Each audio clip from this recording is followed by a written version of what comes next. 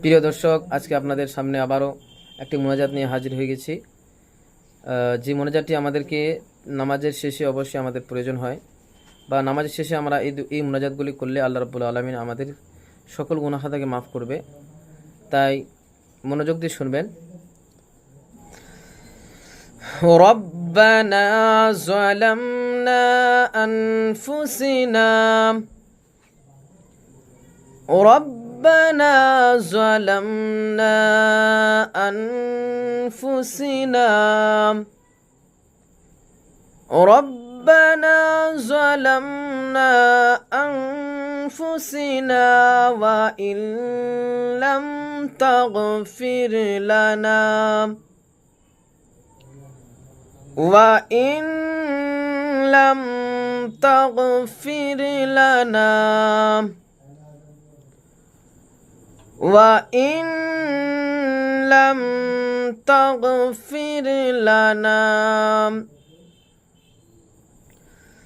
وترحمنا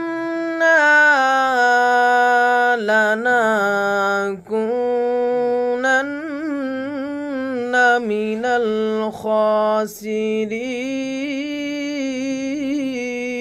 الخاسرين.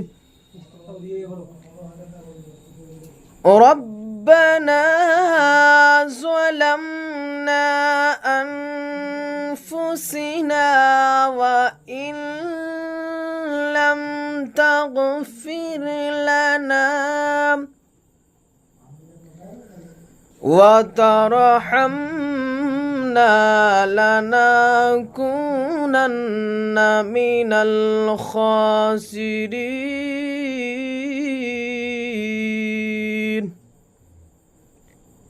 প্রিয় বন্ধুরা, এই মোনাজাতটি আপনার সূরা আল আরাফের মধ্যে অবতীর্ণ আছে, আয়াত নম্বর 23। এই মোনাজাতের অর্থ হলো, হে রাব্বুল আলামিন, আমরা নিজেদের প্রতি জুলুম করেছি, আপনার ক্ষমা এবং অনুগ্রহ ছাড়া আমরা ধ্বংস হয়ে যাব। আল্লাহ রাব্বুল আলামিন যেন আমাদের সমস্ত জালিমকে এবং আমাদের সমস্ত গুনাহ খাতাকে মাফ করে। আপনারা এই মোনাজাতটি অবশ্যই পাঠ করবেন।